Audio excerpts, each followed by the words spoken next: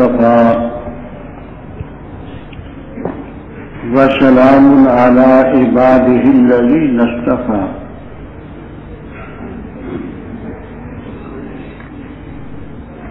أما بعد فأعوذ بالله من الشيطان الرجيم بسم الله الرحمن الرحيم ونضع الموازين القسط ليوم القيامة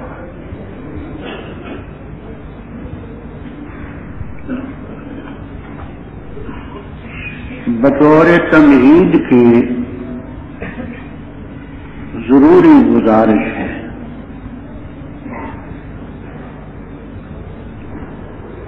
ایک ہوتے ہیں عام جلسے جس میں عامت المسلمین شریک ہوتے ہیں، ان کے لیے بیان کی نوعیت کچھ اور ہوتی ہے، ان کے سامنے وہ باتیں پیش کی جاتی ہیں جن کو عوام سمجھ لیں اور فائدہ اٹھا لیں۔ ایک خالص مجلس ہوتی ہے طلباء کی، وہ اور ہوتی ہے، ان میں وہ باتیں ہوتی ہیں جو کچھ علم سے تعلق رکھتی ہے، ان میں اگر عوام شریک ہوں تو ثواب کی نیت سے شریک ہو سکتے ہیں، کیونکہ وہ علمی باتیں، فنی باتیں ان کی سمجھ سے بالا تر ہوتی ہیں۔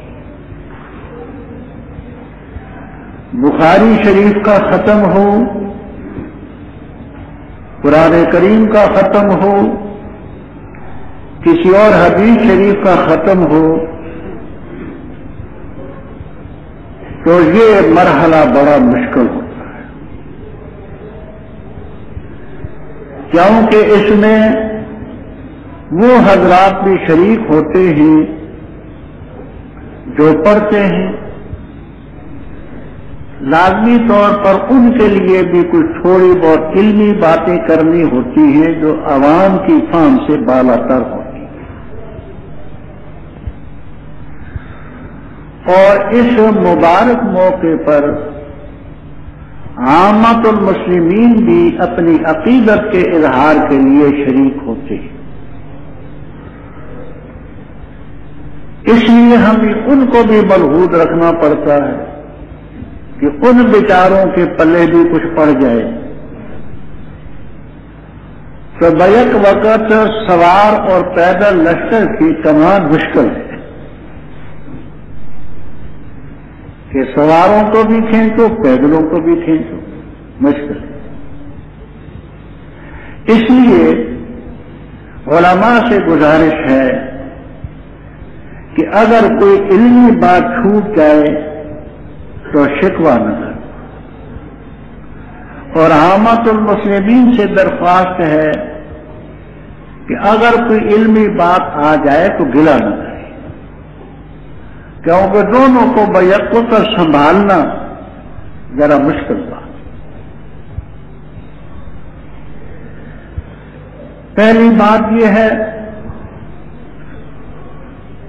کہ ہمارے ایمان کی مدار ہے قرآن کریم پر، جو اللہ تعالی کی طرف سے منزل ہے، وہی قرآن کریم ہمارے پاس موجود ہے جو لوح محفوظ میں تھا، حضرت جبرائیل علیہ السلام لائے، حضرت محمد الرسول اللہ صلی اللہ تعالی علیہ وآلہ وسلم نے اپنی مبارک زبان سے سنایا، حضرات صحابہ کرام، تابعین، تبع تابعین، ائمہ دین، فقہاء، محدثین، بزرگان دین رحمہم اللہ تعالی نے بڑی کوشش اور کاوش کر کے وہ ہم تک پہنچایا۔ ہمارے دین کا مدار ہے قرآن کریم۔ لیکن قرآن کریم کو بغیر حدیث شریف کے نہیں سمجھا جا سکتا۔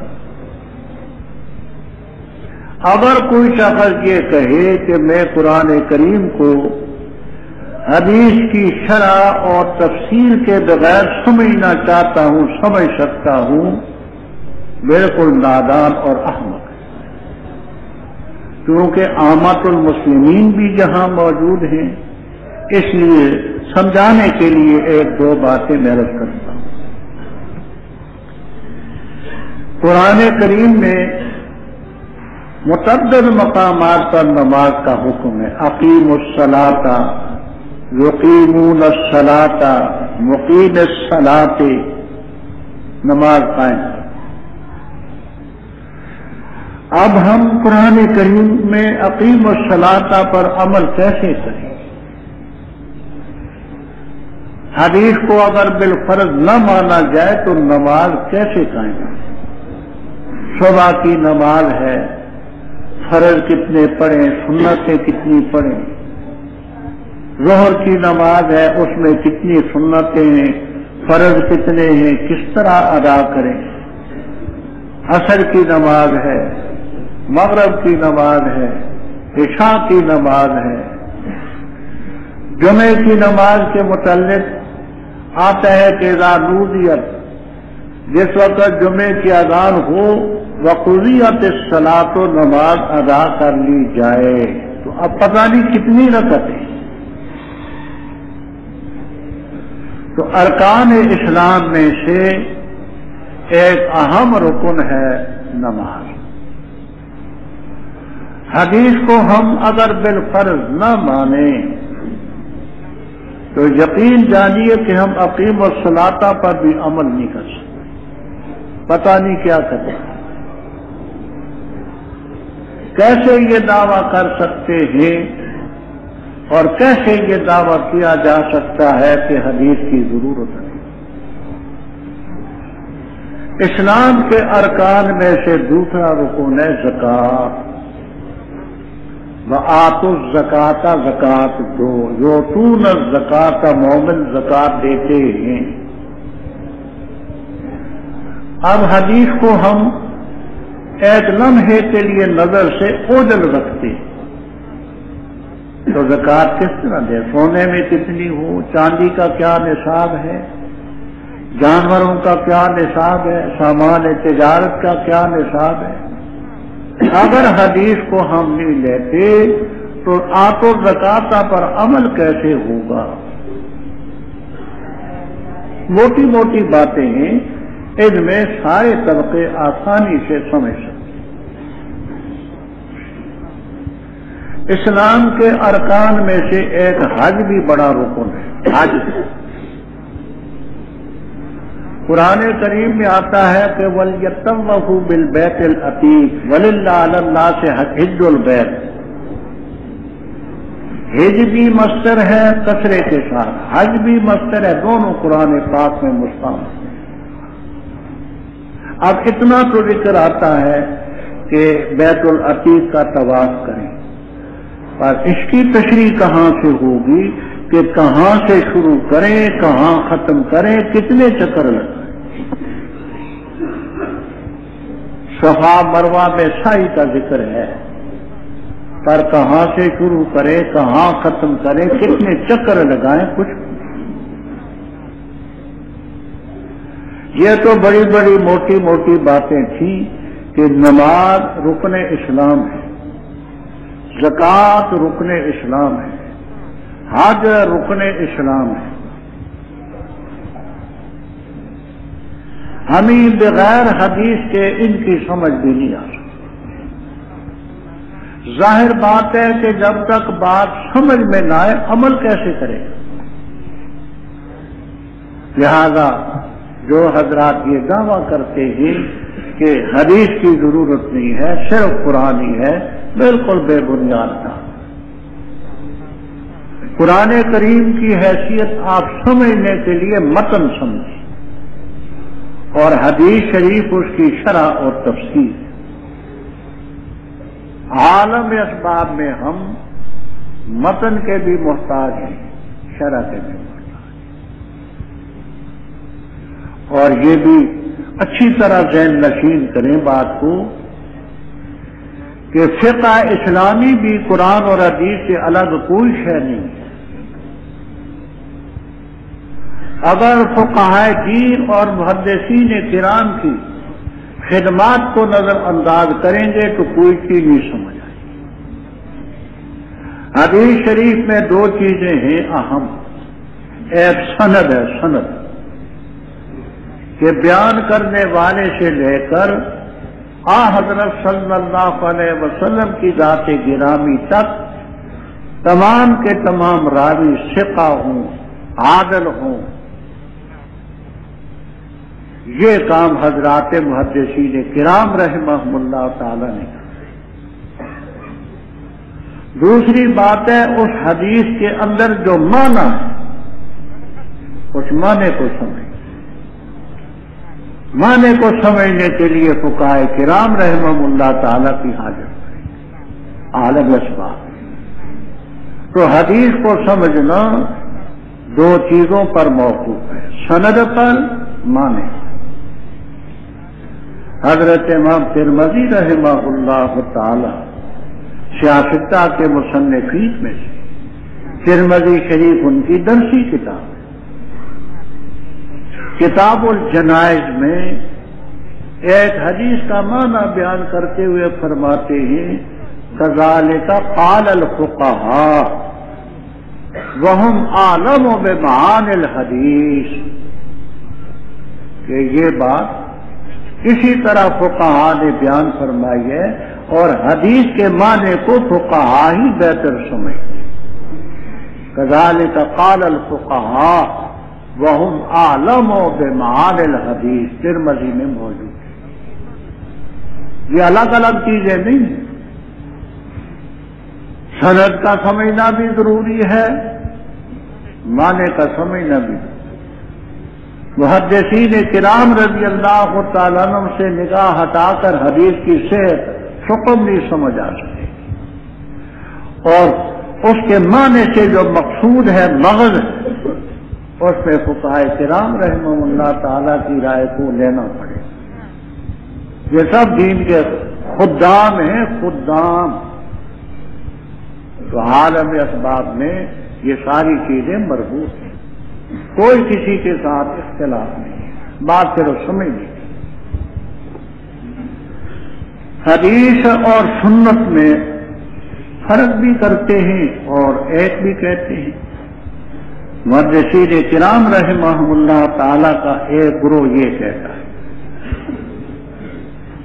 کہ حدیث وہ ہے جو آپ نے زبان سے فرمائی،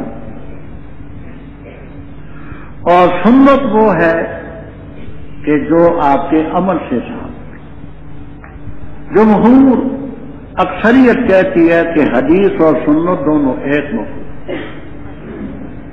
حدیث کا مفہوم یہ ہے کہ جو چیز حضرت صلی اللہ علیہ وسلم نے زبان مبارک سے فرمائی، وہ تمام چیزیں درجہ بدرجہ ہمارے لیے حجت ہے، اور جو آپ نے عملاً کر کے دکھلائی وہ بھی ہمارے دین کا حصہ ہے، بدل دو چیزوں کے۔ دو چیزوں میں اقتداء جائز نہیں ہے۔ ایک تو وہ چیز ہے جو پہلے کی بات کو منسوخ ہو گئی، ایسی باتیں بھی ہیں کہ عمل میں لائی ہیں، پہلے کی ہیں، پھر منسوخ، اب ان پر عمل کرنا جائز نہیں۔ اور دوسری وہ چیز ہے جو آپ کی ذات کے ساتھ مخصوص ہو۔ جو چیزیں آپ کی ذات کے ساتھ مخصوص ہیں ان میں بھی امت میں سے کسی کو اقتداء کرنے کی اجازت نہیں ہے۔ مثلا آپ نے 4 سے زیادہ نکاح کیے، کوئی اس کا انکار نہیں کر سکتا، لیکن یہ آپ کی ذات کے ساتھ مختص ہے۔ امتیوں میں کوئی شخص 4 سے زیادہ نکاح کرنے کا مجاز نہیں ہے۔ کوئی یہ دلیل پیش کرے کہ میں اپنے پیغمبر کی سنت ادا کرتا ہوں تو اس کو پاگل خانے میں بند کروں۔ کیوں؟ یہ آپ کی خصوصیت ہے۔ یہ میں نے صرف سمجھانے کے لیے ایک دو باتیں رکھی ہیں۔ اس وقت میں منسوخات کا اور مختصات کا استیاب نہیں کر رہا، بے شمار چیزیں آپ کی ذات کے ساتھ۔ عصر کے بعد نفلی نماز پڑھنے سے آپ نے منع فرمایا، لیکن آپ خود پڑھتے، آپ کی خصوصیت اور بہت سی خصوصیات۔ تو جو کچھ آپ نے فرمایا، جو کچھ آپ نے کیا، وہ ہمارا دین ہے، بجز ان دو چیزوں کے جو منسوخ ہیں یا آپ کی ذات کے ساتھ مخصوص ہیں۔ حتیٰ کہ آپ کے سامنے اگر کسی نے بات کی، آپ نے اس کو سنا اور اس پر نکیر نہ فرمائی، انکار نہ فرمایا، وہ بھی حدیث اس کو تقریری حدیث کہتے ہیں۔ آپ کے سامنے کسی نے کوئی کام کیا، آپ نے دیکھا، نہیں روکا، وہ بھی حدیث ہے، تقریری حدیث۔ تقریر کا معنی قرر یقرر تقریر، ثابت کرنا۔ آپ نے خاموش رہ کر کے ثابت کر دیا کہ یہ جائز۔ اگر وہ کام یا قول ناجائز ہوتا آپ کبھی بھی خاموش نہ رہتے۔ کیوں؟ نبی معصوم صلی اللہ علیہ وسلم کی شان سے بعید تر ہے کہ ناجائز قول سنیں، ناجائز عمل دیکھیں، اس پر سکوت اختیار۔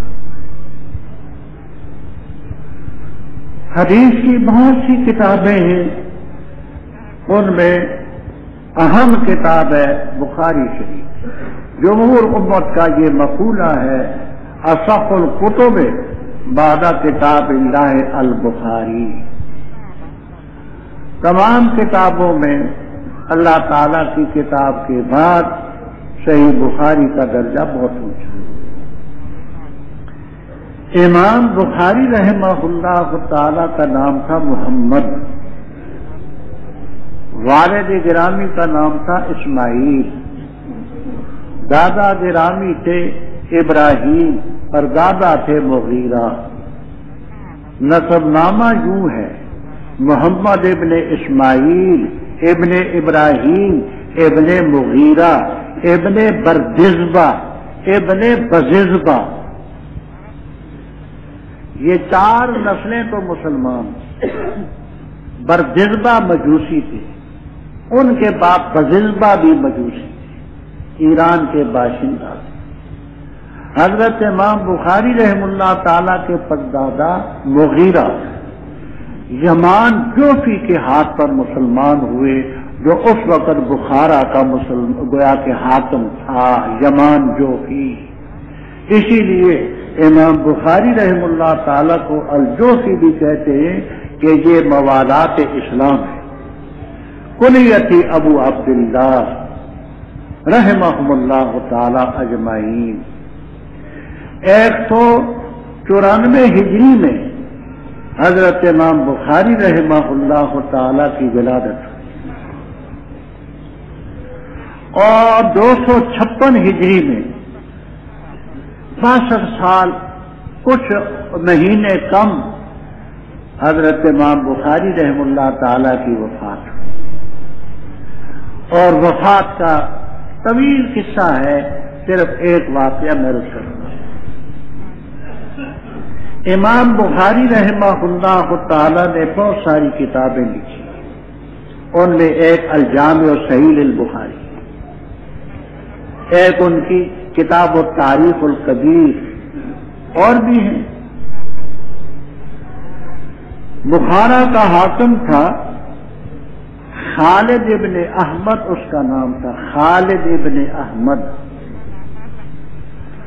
اس نے امام بخاری رحمہ اللہ تعالی کو پیغام بھیجا کہ آپ نے جو حدیث پر کتاب لکھی ہے وہ بھی، اور اپنی تاریخ کبیر بھی میرے گھر آ کر کے میرے لڑکوں کو پڑھائیں۔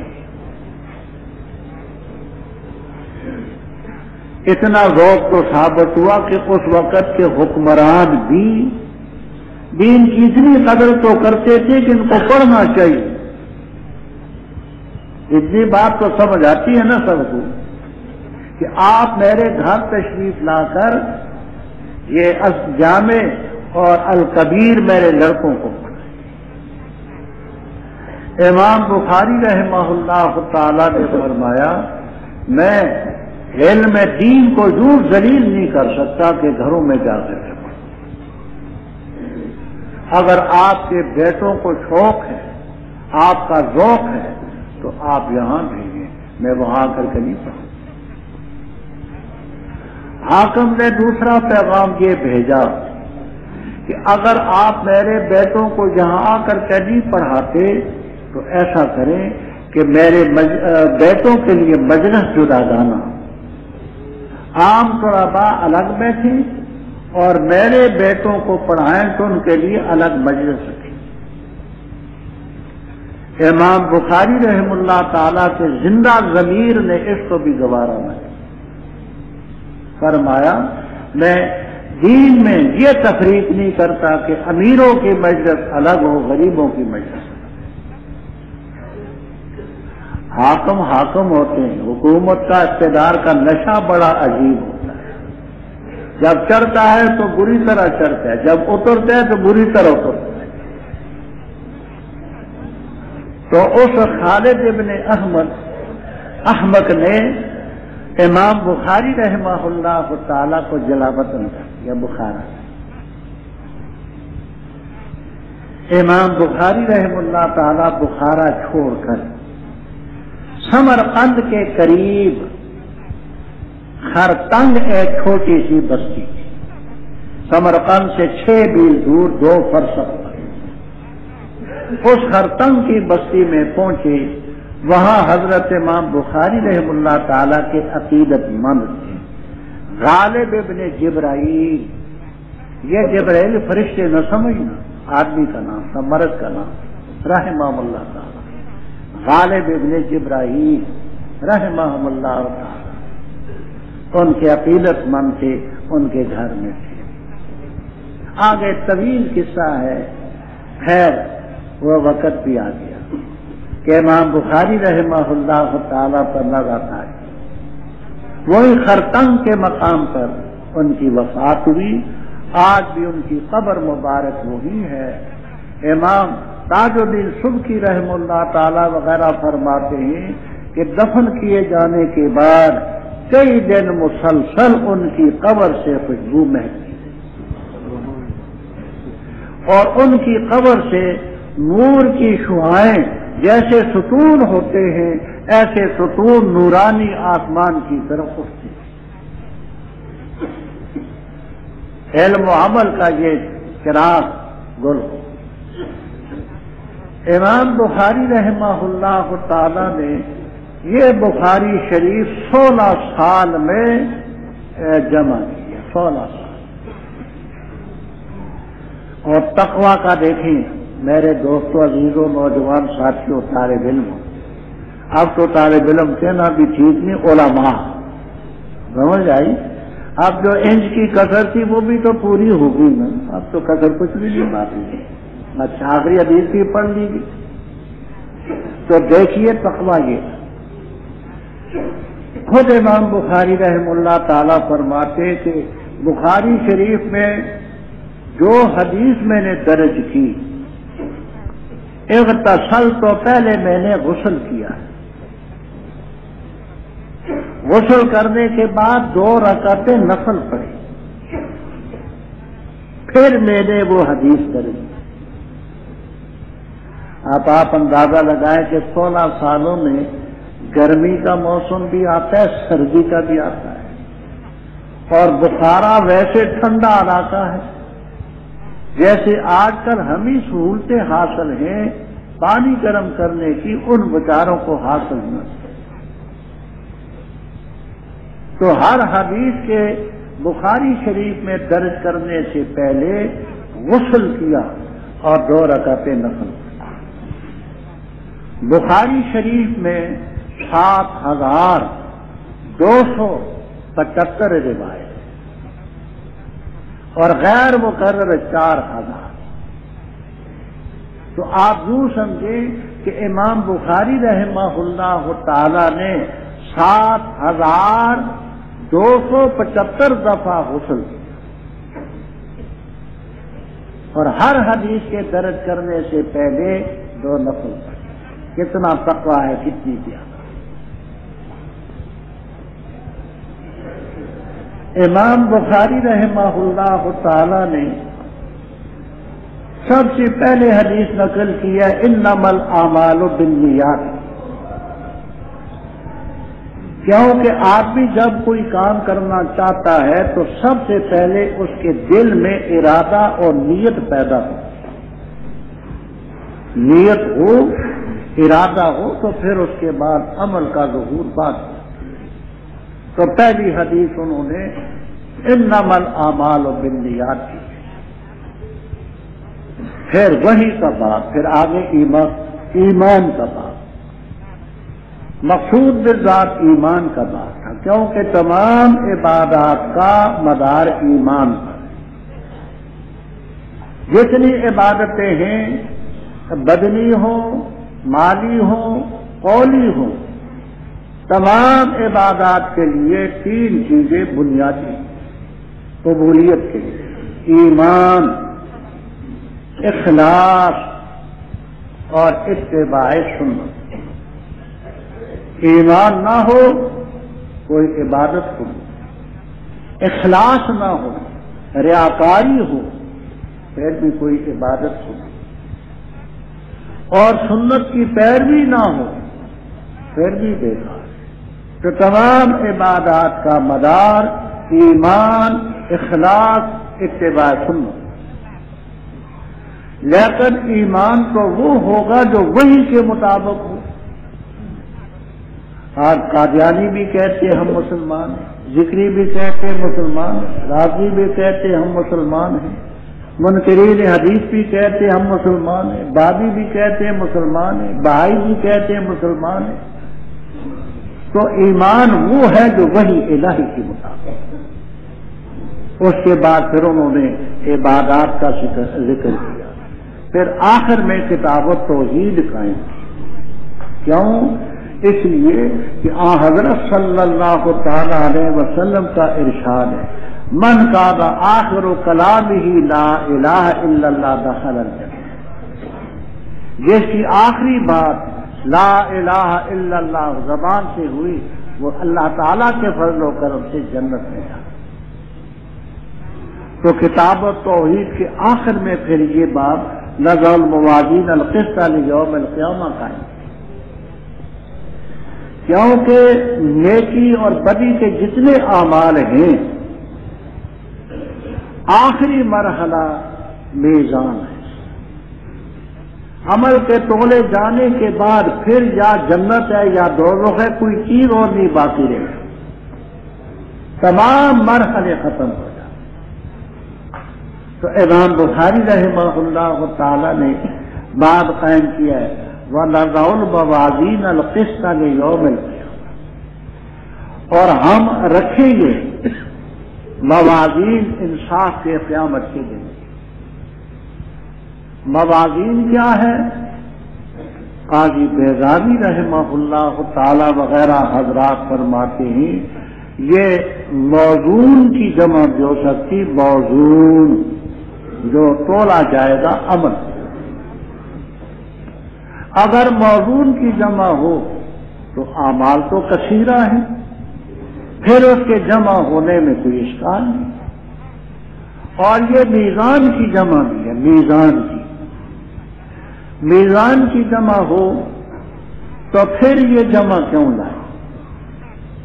تو طلباء کے لیے میں عرض کر دوں کہ یہ بخاری شریف کا یہ جو حاشیہ ہے ہندوستان میں میرے معلومات کے مطابق جتنی دفعہ بھی بخاری شریف طبع ہوئی ہے ہندوستان میں، دوسرے ملکوں کی بات میں نہیں کر رہا،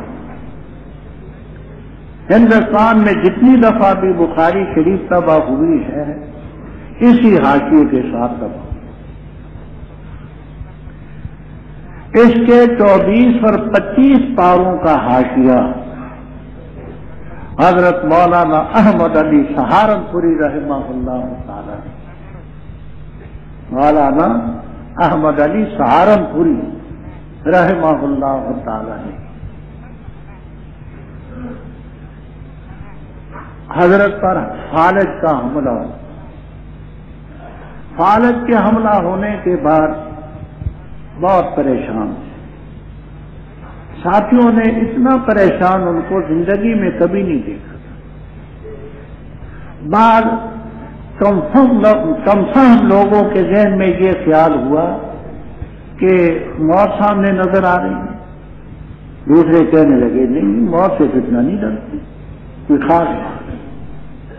پوچھا گیا حضرت ضرورت سے زیادہ پریشان نظر آتے، فرمایا بات یہ ہے میری پریشانی یہ ہے کہ میں نے بخاری شریف کا تحشیہ حاشیہ لکھنا، حشا جو حشی تحشیہ باب تفصیل کا مصدر ہے، علماء کے لیے کہتا ہوں حشا جو حشی تحشیہ، یہ میں نے حاشیہ لکھنا شروع کیا تھا اور 24-25 پاروں کا میں نے کر دیا، آگے رہ گیا، اور بخاری شریف میں آخری پارے بڑے مشکل، تو میں اس لیے پریشان ہوں کہ ان کی تکمیل کی کیا صورت ہوگی، پریشانی کی۔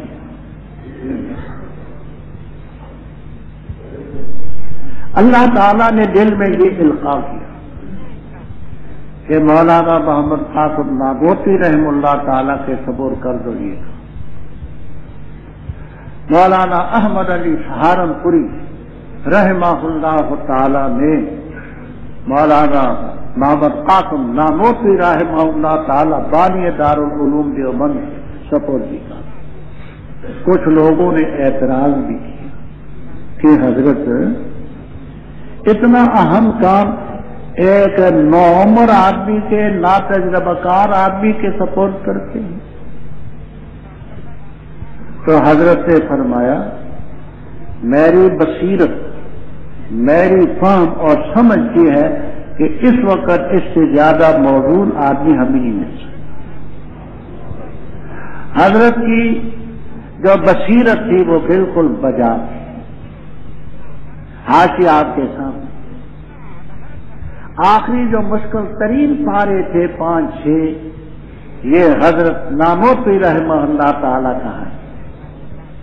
حوالہ درکار ہو تو سوانح قاسمی مولانا محمد یعقوب نانوتوی رحم اللہ تعالی نے اس کی تصریح ہو، سوانح قاسمی از مولانا محمد یعقوب نانوتوی رحم اللہ، کوئی بات حضرت نے حوالے کے بغیر، جیسے تلے الفاظ میں حضرت نے اس کی تکمیل کی ہے۔ یہ سارا اوپر کا حاشیہ یہ مرتب کرتا ہے حضرت مولانا محمد قاسم نانوتوی رحم اللہ تعالیٰ کا، اللہ تعالیٰ کی کروڑوں رحمتیں ان پر۔